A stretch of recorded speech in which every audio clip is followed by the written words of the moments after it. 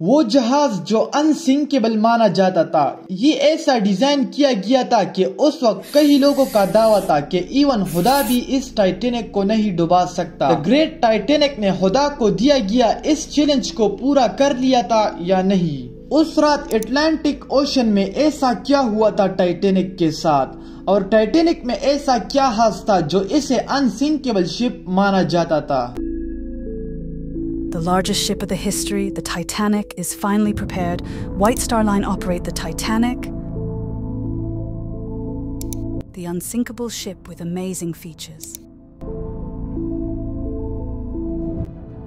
Titanic की construction 31 मार्च 1909 में शुरू हुई थी और 1911 में इसकी कंस्ट्रक्शन खत्म हुई, मगर इसमें अब भी कुछ इम्प्रूवमेंट बाकी थे पैसेंजर से रिलेटेड। इसीलिए टाइटेनिक 1912 में कम्प्लीटली अपनी फर्स्ट ट्रिप के लिए बिल्कुल तैयार था। टाइटेनिक को बनाने वाली कंपनी व्हाइट स्टार लाइन थी और इस जहाज का डिजाइनर थॉमस एंड्रयू था। जहाज का कैप्टन एडवन स्मिथ था। टाइटेनिक को मेनली 3 क्लासेस में डिवाइड किया था, फर्स्ट क्लास, मिडिल क्लास और थर्ड क्लास। फर्स्ट क्लास को सबसे अमीर तरीन लोगों के लिए डिजाइन किया गया था और मिडिल क्लास को मिडिल लेवल लोगों के लिए डिजाइन किया गया था और थर्ड क्लास को उन लोगों के लिए डिजाइन किया गया था जो सबसे कम अमीर थे उस वक्त। आखिरकार वो दिन आ चुका था जब टाइटेनिक सफर शुरू करने वाला था। साल 1912 10 अप्रैल पर दोपहर के 12 बजे टाइटेनिक इंग्लैंड के साउथहैम्पटन से अमेरिका की न्यूयॉर्क की तरफ रवाना हुआ। टाइटेनिक की रफ्तार पहले दिन से कैप्टन स्मिथ ने काफी तेज रखी और पहले दिन से अटलांटिक ओशन के इस एरिया में जो जहाज थे उन्होंने पहले से ही टाइटेनिक को वार्न किया था कि समंदर में बड़े बड़े आइसबर्ग है, इसीलिए ध्यान से बढ़ना। बहुत से वार्निंग्स के बावजूद भी टाइटेनिक अपनी पूरी स्पीड से 2 दिन से मुसलसल अटलांटिक ओशन में आगे बढ़ता रहा। ये 14 अप्रैल की रात थी कि इस टाइटेनिक के करीब एक और शिप जिसका नाम एसएस कैलिफोर्नियन था। इस शिप के रेडियो ऑपरेटर क्रिल एवंस ने टाइटेनिक के रेडियो ऑपरेटर जैक फिलिप्स को फिर से वार्न किया कि समंदर में बड़े बड़े आइसबर्ग है, लेकिन टाइटेनिक के कैप्टन ने इन वार्निंग्स को इग्नोर किया और जहाज की रफ्तार को बरकरार रखा गया।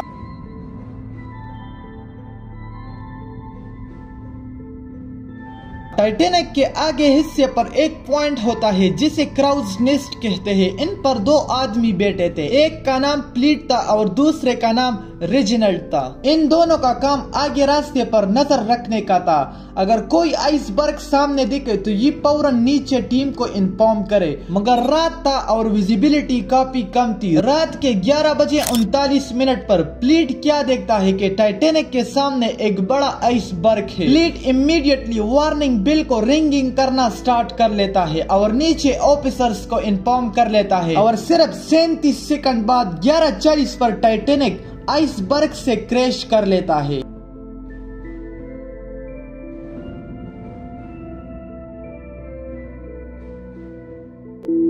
अब टाइटेनिक का राइट साइड एक्चुअली में आइसबर्ग से हिट करता है। इस पार्ट को हम बॉबी कहते हैं। अब क्रैश करने के बाद सब लोग नॉर्मल थे। सारे पैसेंजर और क्रू मेंबर ये सोच रहे थे कि ये एक नॉर्मल एक्सीडेंट था और टाइटेनिक तो अनसिंकेबल है, ये कभी डूब नहीं सकता। अब ऐसा क्यों माना जाता था कि टाइटेनिक अनसिंकेबल शिप है? अब वैसे टाइटेनिक में बहुत से अमेजिंग फीचर थे, मगर इनमें 2 मेनली फीचर्स थे। टाइटेनिक में डबल बॉटम लेयर लगाए गए थे। अब नॉर्मली शिप में नीचे एक लेयर लगाया जाता है, अगर इसमें कोई होल होता है तो फिर शिप डूबता है। अगर टाइटेनिक में बॉटम 2 डबल लेयर लगाए गए थे जो मजबूत भी थे और 2 भी थे। अगर इसमें किसी एक में सुराख होता है तो फिर भी ये टाइटेनिक डूब नहीं सकता। दूसरा ये कि इस शिप को 16 कंपार्टमेंट्स में डिवाइड किया गया था और हर एक का अपना एक दरवाजा होता था। इनसाइड से ये दरवाजा लॉक और ओपन किया जाता था। अब अगर कोई हादसे के वक्त किसी जगह में होल होता है तो पानी सिर्फ एक खास कंपार्टमेंट में जाएगा और उसी वक्त उस कंपार्टमेंट का डोर लॉक किया जाएगा और पानी पूरी शिप में स्प्रेड होने के बजाय सिर्फ एक खास हिस्से में रहेगा और जहाज नहीं डूबेगा। थॉमस एंड्रयू जो कि इस जहाज का डिजाइनर था, उसका कहना था कि अगर इस जहाज के 4 कंपार्टमेंट्स भी किसी हादसे के वक्त समंदर के पानी से भर जाते हैं तो फिर भी समंदर में डूबेगा नहीं बल्कि फ्लोट करता रहेगा। मगर आइसबर्ग से हिट करने के बाद जब थॉमस एंड्रयू जो कि वो भी इस रात टाइटैनिक पर था, वो कैप्टन स्मिथ के साथ जब जहाज की चोट का अंदाजा लगाता है तो वो बिल्कुल हैरान हो जाता है और कैप्टन स्मिथ से कहता है कि ये टाइटैनिक अब डूबने वाला है, क्योंकि दोस्तों बदकिस्मती से कंपार्टमेंट्स पानी से भर चुके थे। थॉमस एंड्रयू कैप्टन स्मिथ से कहता है कि ये जहाज 1 घंटे में डूबने वाला है या ज्यादा से ज्यादा 2 घंटों में।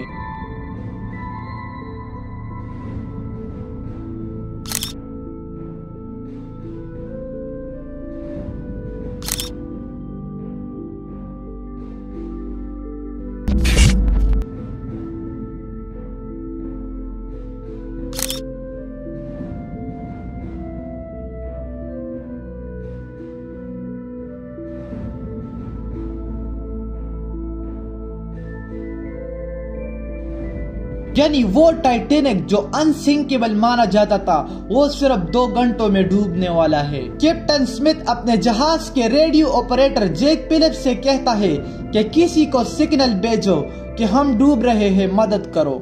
जैक फिलिप्स मुसलसल 20 मिनट तक सिग्नल्स भेजता रहा।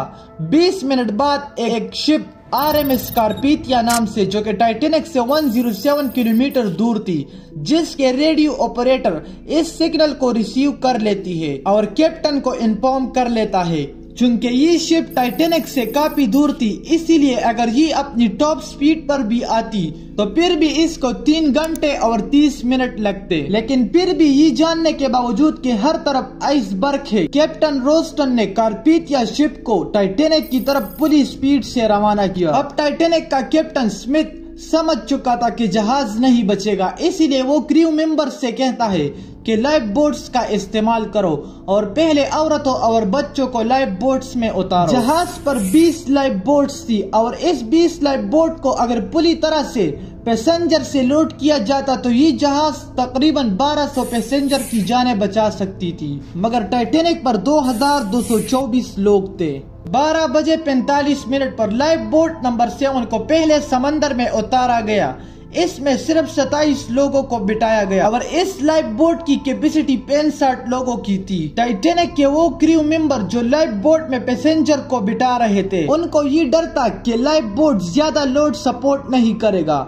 ये भी कहा जाता है कि ये क्रू मेंबर इस बात से बेखबर थे कि इस लाइफ बोट को 70 लोगों पर पहले टेस्ट किया गया था। इवन इसमें लाइफ बोट नंबर 1 जिसको 5वें नंबर पर समंदर में उतारा गया, उसमें सिर्फ 12 पैसेंजर थे। आखिर एंड में 750 लोगों को लाइफ बोट में रेस्क्यू किया गया। 2 बजे 20 मिनट पर रात में टाइटैनिक 1517 लोगों के साथ अटलांटिक ओशन में हमेशा के लिए डूब गया। 1500 में मेजॉरिटी के लोग डूबने की वजह से नहीं मरे क्योंकि उन्होंने जैकेट्स पहने थे, मगर पानी की ठंड की वजह से ये लोग मरने लगे क्योंकि उस वक्त पानी का टेम्परेचर -2 डिग्री सेल्सियस तक था। इतनी ठंड में बॉडी अपने फंक्शन को लॉस करती है और कॉन्शियसनेस का शिकार हो जाती है, जिसे हम हाइपोथर्मिया कहते हैं। कैप्टन स्मिथ अपनी आखिरी सांस तक टाइटैनिक में रहा और इसी के साथ डूब गया। टाइटैनिक के डूबने के 1 घंटे बाद RMS कार्पेथिया शिप 3:30 AM पर पहुंचती है और लाइफ बोट में सारे पैसेंजर को सही सलामत पिक कर लेती है और सुबह न्यूज में ये खबर आ जाती है कि वो टाइटैनिक जो अनसिंकेबल माना जाता था, वो पहली सफर में सिर्फ 2 घंटों में डूब गया।